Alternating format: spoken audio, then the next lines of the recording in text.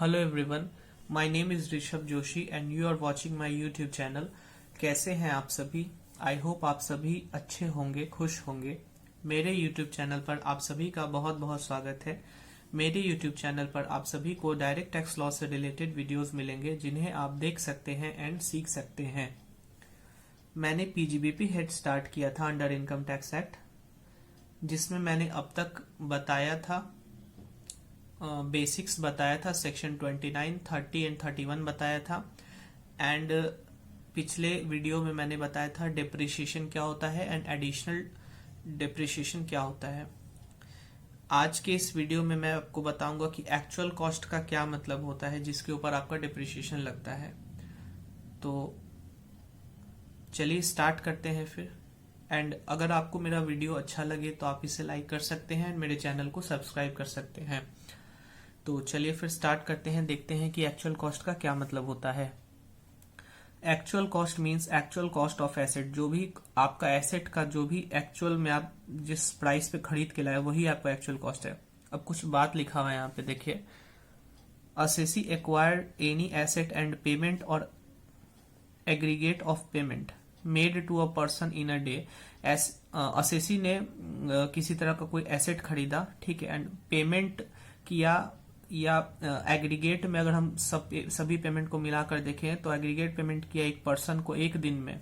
Otherwise then account पे check, account पे bank draft, electronic clearing system and other prescribe mode exceed ₹10,000।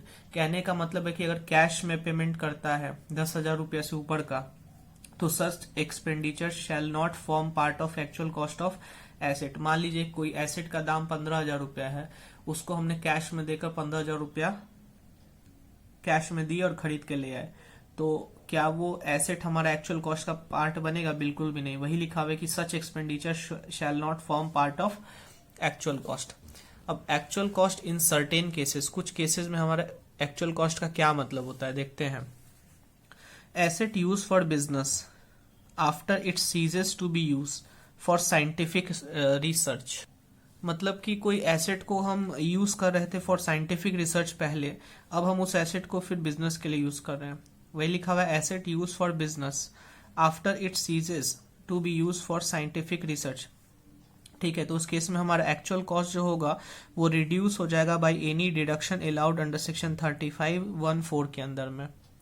Second आता है हमारा inventory converted into capital asset and used for business और profession. अगर मान लीजिए कोई इन्वेंट्री था पहले हमारे पास, उसको हमने कैपिटल एसेट में कन्वर्ट कर दिया और उसको बिजनेस के लिए अब हम यूज कर रहे हैं, तो fair market value on date of conversion, जिस दिन हमने कन्वर्ट किया, ठीक है, इन्वेंट्री को कैपिटल एसेट में जिस दिन हमने कन्वर्ट किया और बिजनेस प्रोफेशन के लिए यूज किया, उस दिन का फेयर मार्केट वैल्यू जो होगा वही हमारा actual cost of capital asset हो जाएगा। थर्ड देखते हैं, asset is acquired by way of gift और इनहेरिटेंस। एसेट हमें मिला है कि किसी ने हमें गिफ्ट में एसेट दिया है, तो actual cost shall be the actual cost to the previous owner minus depreciation. पुराने ओनर को जिस दाम पे पड़ा था वही हमारा एक्चुअल कॉस्ट हो जाएगा, उसमें से हम डिप्रिसिएशन माइनस कर देंगे। Expenditure on freight, installation etcetera of such asset also include in the actual cost. अगर हमारा कोई फ्रेट का, इंस्टॉलेशन वगैरह का खर्चा लगता है उस एसेट के ऊपर में, तो वो भी हमारा एक्चुअल कॉस्ट के अंदर में इंक्लूड हो जाएगा, ठीक है। और देखते हैं second hand asset, asset used by the other person for business और profession and assessing officer is satisfied that the main purpose of transfer of asset to assessee was reduction of tax liability, तो actual cost shall be the amount assessing officer with previous approval of joint commissioner determine।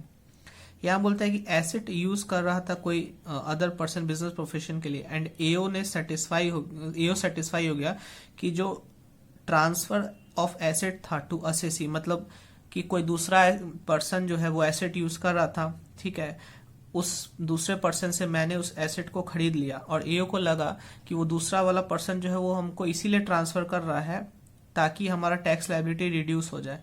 तो उस case में क्या होगा, actual cost जो होगा वो हमारा असेसिंग ऑफिसर डिसाइड करेगा जॉइंट कमिश्नर के प्रायर अप्रूवल से। फिर आता है हमारा री एक्विजिशन ऑफ एसेट, मतलब वापस से हमने री एक्वायर किया, वापस से खरीदा।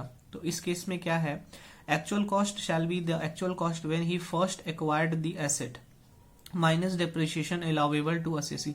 जब हमने पहली बार एसेट को खरीदा था उस समय जो हमारा दाम पड़ा था वो माइनस डिप्रिसिएशन, और actual price for which asset is री एक्वायर्ड बाई हिम, दोबारा से मैंने जब री एक्वायर किया उस समय मेरे पास क्या एक्चुअल प्राइस पड़ा, विच एवर इज लोअर, दोनों में से जो भी लेस होता है उसी को हम मानते हैं। ठीक है, फिर देखते हैं 6 में क्या है।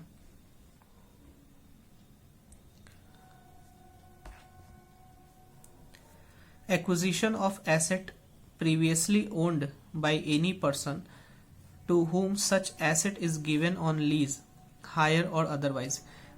अब जैसे मान लीजिए कि mister A owns an asset and used for business or profession and claim depreciation। मान लीजिए कि मिस्टर ए के पास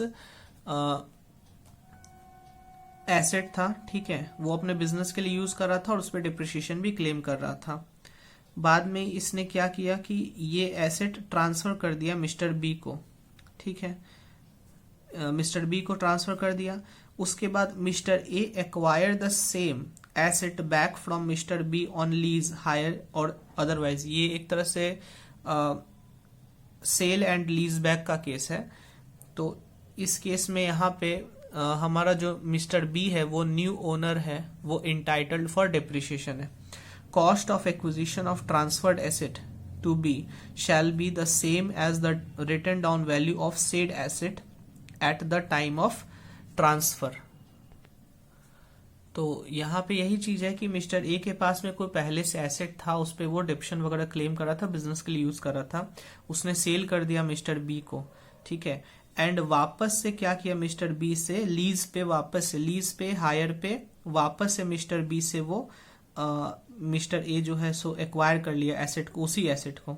तो इस केस में क्या हुआ कि मिस्टर बी जो है is the new owner entitled for depreciation, and cost of acquisition क्या होगा of transferred asset to be shall be the WDV of the asset at the time of transfer. फिर देखते हैं क्या है।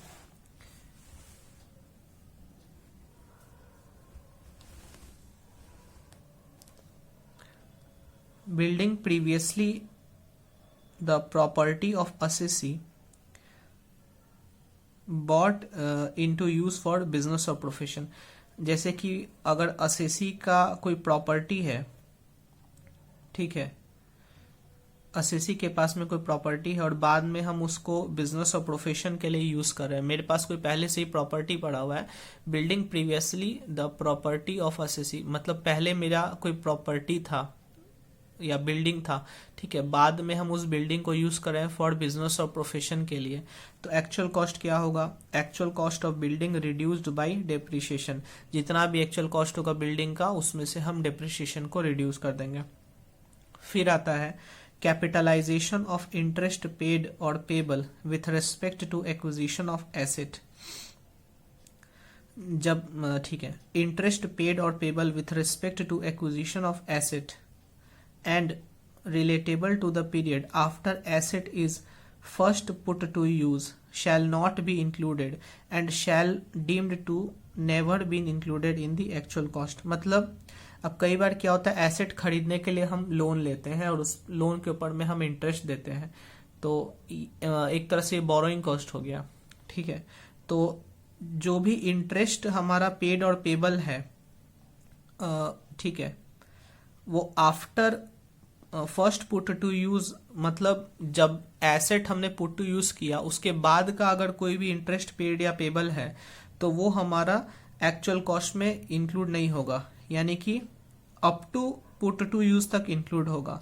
वही लिखा हुआ है कि इंटरेस्ट पेड और payable with respect to acquisition of asset and relatable to the period after asset is first put to use. मतलब पुट टू यूज जब भी पहली बार हुआ उसके बाद का जो भी हमारा इंटरेस्ट है वो इंक्लूड नहीं होगा, ठीक है, तब पुट टू यूज जब हुआ तब तक का जो भी है, मतलब up to put to use add हो जाएगा, उसके बाद का after asset is first put to use होगा वो इंक्लूड नहीं होगा। फिर देखते हैं, actual cost of asset shall be reduced by excise duty or additional duty if credit is claimed. अगर मान लीजिए हम एसेट खरीद के लाए और उस पर हमने कुछ ड्यूटी वगैरह पेमेंट किया है और उसका हमें बाद में क्रेडिट मिल जाएगा, तो उस ड्यूटी या फिर एडिशनल ड्यूटी या फिर एक्साइज ड्यूटी को हम माइनस कर देंगे। फिर आता है हमारे पास सब्सिडी और ग्रांट और रीइंबर्समेंट।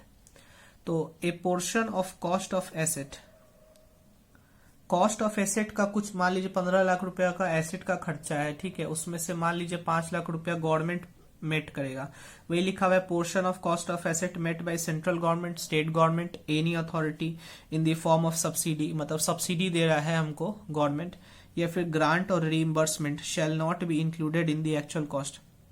मान लीजिए 15 लाख रुपीस का कॉस्ट ऑफ एसेट है, ठीक है, उसमें से 3 लाख रुपए हमको गवर्नमेंट से मिल रहा है सब्सिडी बोलकर, यानी अल्टीमेटली मेरा खर्चा कितना हो गया, 15 लाख का एसेट था, 3 लाख रुपया गवर्नमेंट दे रहा है सब्सिडी, मेरा खर्चा अल्टीमेटली एक्चुअल कॉस्ट कितना हो गया, 12 लाख रुपया हो गया।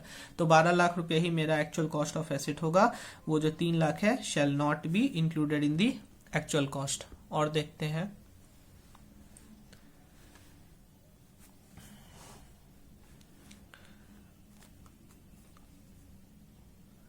Asset is acquired outside India by the assessee being non resident.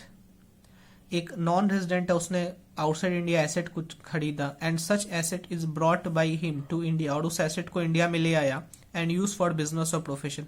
कोई नॉन रेजिडेंट है, उसने आउटसाइड इंडिया एसेट खरीदा और उसे इंडिया में ले आया और उसको यूज करने लगा फॉर बिजनेस और प्रोफेशन। तो एक्चुअल कॉस्ट क्या होगा उस केस में, actual cost reduce by depreciation on asset use in India. Actual cost जो भी उसने खरीदा था आउटसाइड इंडिया, उसमें से माइनस कर देंगे हम डिप्रिसिएशन जो भी इंडिया में लगा, depreciation on asset use in India.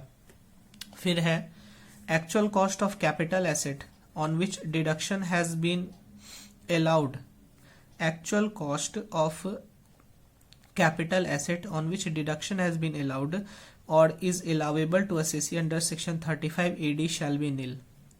अब की कैपिटल एसेट, ठीक है, जिसके ऊपर में हमें 35 AD का डिडक्शन मिला, वही लिखा हुआ है capital asset on which deduction has been allowed or is allowable to assessee under 35 AD। ऐसा कैपिटल एसेट जिसके अंडर 35 AD का हमको डिडक्शन मिल रहा है, ठीक है, उसका एक्चुअल कॉस्ट क्या होगा, नील होगा। This would be applicable in case of transfer of asset by assessee. ये एप्लीकेबल कब होगा, तो transfer of asset by assessee. Assessee क्या कर रहा है, एसेट को ट्रांसफर कर रहा है, where assessee himself has claim deduction under section 35 AD और previous owner has claim deduction under section 35 AD। मतलब ये जब आप 35 सेक्शन पढ़ेंगे तब आपको और अच्छे से समझ में आएगा। इसमें बस यही बोल रहा है कि ये तब एप्लीकेबल होगा जब असेसी जो है वो ट्रांसफर कर देता है, एसेट बेच देता है, ठीक है, where assessee himself has claim, मतलब 35 AD का डिडक्शन क्लेम किया हुआ है, उसके बाद में वो ट्रांसफर कर देता है, तो उस केस में नील हो जाता है। एक बार फिर से इसको पढ़ लेते हैं। Actual cost of capital asset on which deduction under section 35 AD has been allowed, ठीक है, तो वो नील हो जाता है। Actual cost of capital asset on which deduction has been allowed or is allowable to assessee under section 35 AD shall be nil. This would be applicable in case of transfer of asset by assessee where assessee himself has claim deduction under section 35। अगर assessee ने deduction claim किया हुआ है 35 AD में और वो transfer कर रहा है एसेट को, तो उस केस में हमारा एक्चुअल कॉस्ट क्या हो जाएगा, नील हो जाएगा। Thank you.